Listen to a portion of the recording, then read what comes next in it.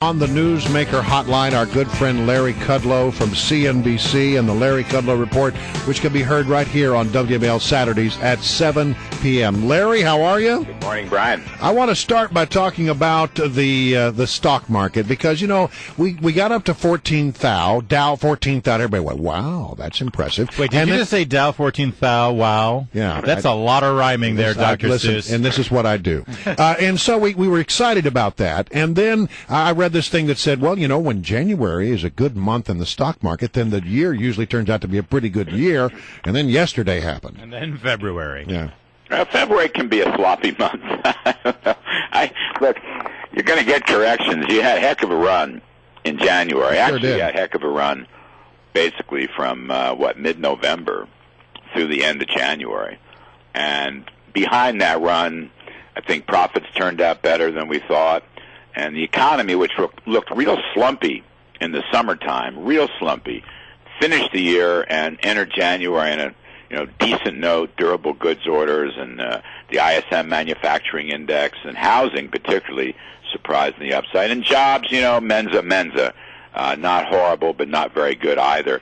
But I think that was a good signal. The Fed is easy. That's a pretty good signal. No inflation. I mean, I've never been a big fan of Bernanke, but I got to say there's no inflation. So I'm just saying you pull these things together. Corporate profits may be the key. I've always argued that profits are the mother's milk of stocks, and I think the outlook's pretty good. There'll be corrections. We're due for a correction. I have heard people say that the market is a little hyperinflated, a little puffed up right now. Yeah, well, maybe. I don't think it's really overextended. I mean, I just think you've had a good rally. We're all so pessimistic. Gosh, it's possible. I mean, we're almost back to the peaks in October 2007. So that's good, but it's not fabulous. I mean, it's funny. Given the record-breaking level of profits, you would think the market would be a lot better in the light of low interest rates. You know, that combination, low rates, high earnings, really should have pushed the market, I think, way above where it is now. It's an odd thing to say, but should have been much better. And I think you've got these policy issues, taxes and Obamacare and regulatory threats that are still hanging over the market. But on the whole, I think the market's in pretty decent shape right now. Well, and also I think one of the things dragging it down is something that really affects people at home in their pocketbook is this housing market. And everyone seems to be waiting for the housing market to come back. It's been, 5-6 years now?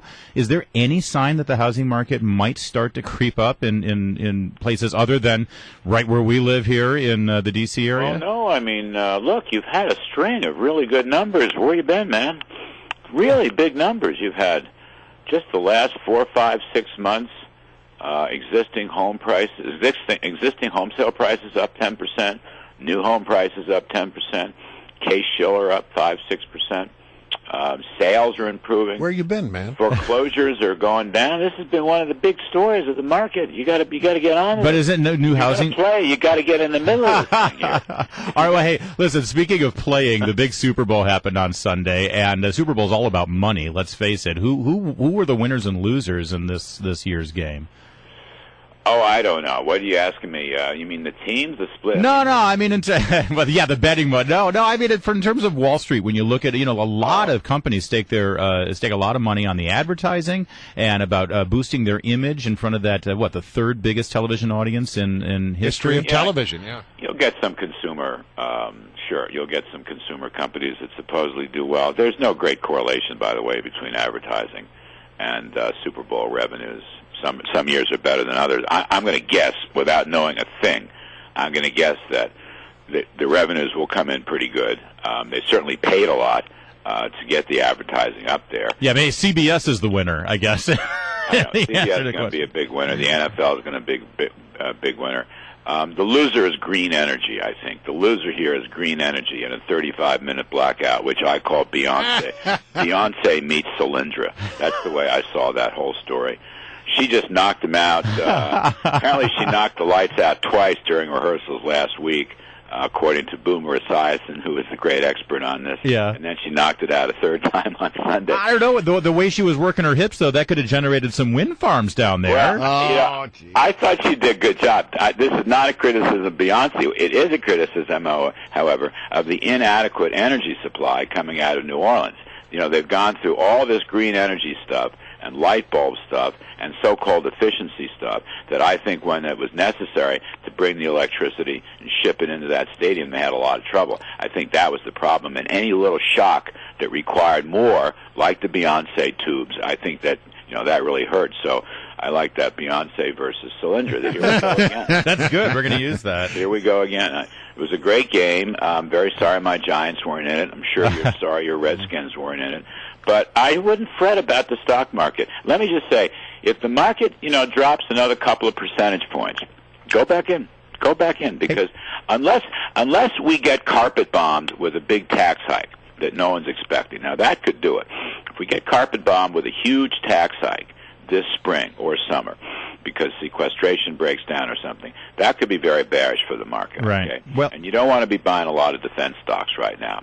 A very bullish Larry Kudlow, and that's good to know. Let me ask you this. One other thing happened on Super Bowl Sunday. It didn't get a lot of attention. It was officially the 100th anniversary of the United States income tax. Yeah. And when you pour into it, you realize when they first passed it, our top right has gone up 465% since they first passed it. Well, the original top rate was 7? Yeah. Is that what it was? Yeah, that's what this article says. Yeah, I'm not surprised. I sort of vaguely remember that. I was there when. Were you? I had no idea. Well, what do you think? I mean, this is again an example of the government puts something through, and they always push it through with with these great ideals, and then suddenly it becomes a monster. Yeah, well, naturally, me, I'm a flat tax guy. Get rid of all the deductions, lower the rates to about 15%. By the way, the single best thing you could do right now is the business income tax. Get the business income tax down. I think that's the single best thing you can do. Leave the personal tax alone for a while. We've got some permanence in that thing. Okay, business taxes, both large and small companies, the little LLCs and the subchapter S's and the big C corps shouldn't pay any more than 25%. That would make us more competitive. That might unlock some of that corporate cash sitting on the sidelines, which is $2 trillion some odd dollars, right. And also allow them to repatriate their foreign earnings, avoid the double tax on foreign earnings, which I might add the protectionist Obama crowd does not favor. They want to hurt you on foreign earnings. That's crazy. Thanks, Larry. I appreciate it. Listen, it's always good to have you, Larry Kudlow, host of the Kudlow Report on CNBC and the Larry Kudlow Show, which can be heard Saturdays at 7 o'clock right here on WMAL.